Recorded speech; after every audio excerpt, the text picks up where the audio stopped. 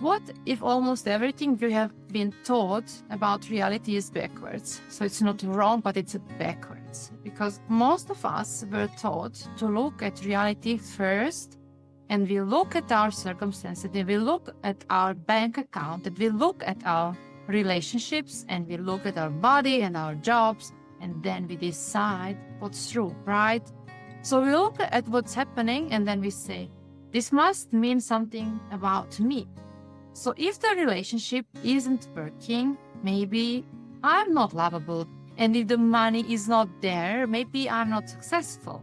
And if the opportunity hasn't arrived, maybe I'm not capable. And if my dream hasn't happened yet, maybe it's not meant for me. Can you see what we are doing? We are using reality as evidence. We are letting circumstances tell us who we are. And the crazy thing is that almost everybody is doing it. So it feels normal, but the normal doesn't mean true. And one of the greatest realizations of my life was understanding that reality is not the authority. The authority is consciousness.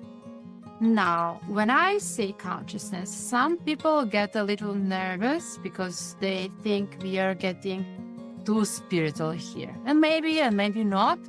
You can call it consciousness, you can call it awareness, you can call it source, you can call it God, you can call it life, or the quantum field. Call it whatever you want. The label doesn't matter, but the experience does. Because if you stop for a second and really look, there is something aware of your thoughts. There is something aware of your emotions, and there is something aware of your circumstances. And there is something aware of your story. And that awareness has been there your entire life. So when you were 5, when you were 15, when you were 30, and when you succeeded, and when you failed, and when you fell in love, and when your heart was broken, the awareness remained. The circumstances changed. The awareness stayed. So the roles changed, but again, the awareness stayed. So the identities changed and your awareness stayed. So who are you really? Are you the changing part? Or are you the thing that notices the change? This question changed everything for me, because for most of my life, I believed I was the story. I was the circumstances. I was what happened to me. And then life started showing me something else. I realized that every time I changed internally, something shifted externally. And so it wasn't always immediately and dramatically, but consistently I could observe these changes.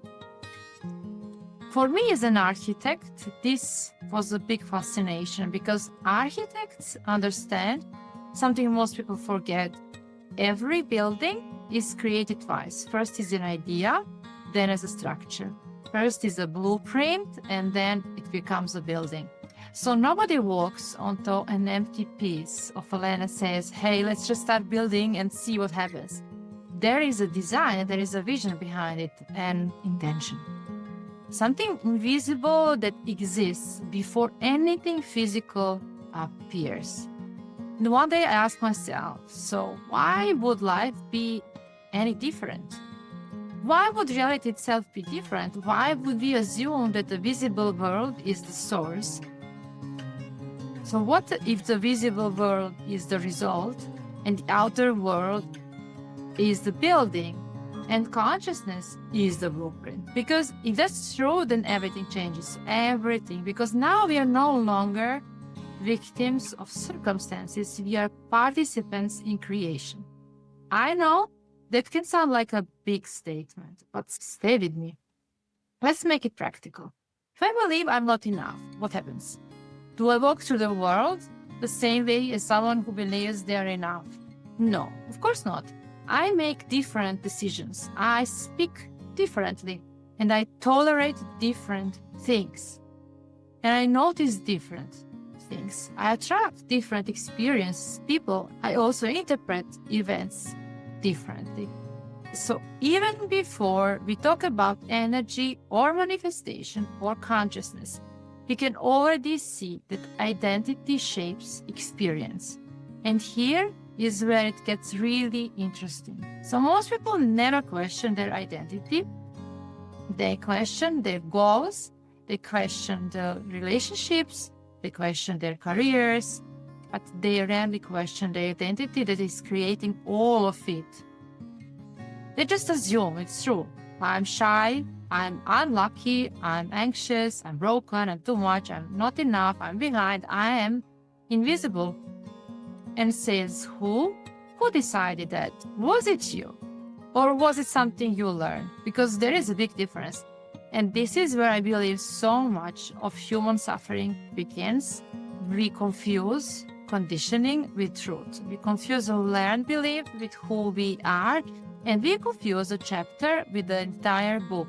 And then we spend years defending an identity we never consciously chose.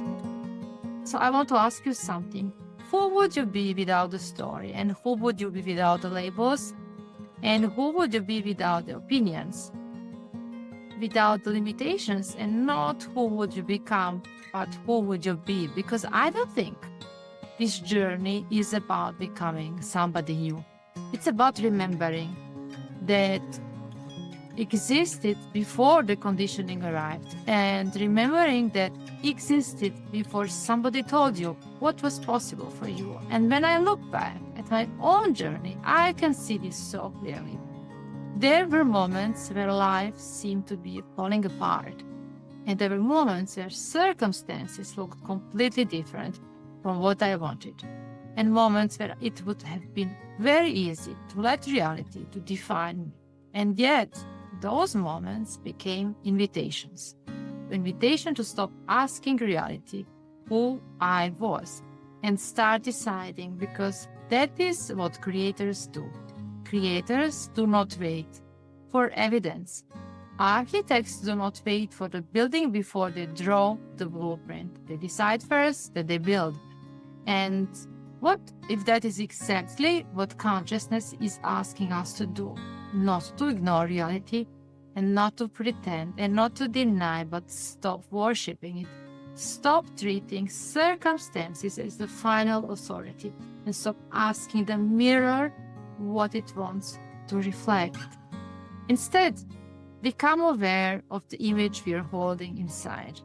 Because consciousness is always creating. The question is not whether you are creating, the question is, what are you creating from? Are you creating from fear, lack, old stories, old identities, or from awareness, from intention, from possibility, or from the truth, who you truly are? Because the moment that changes, the blueprint changes. When the blueprint changes, eventually the building has to follow. Good luck and gratitude, Jelena. See you in the next episode of Limitless.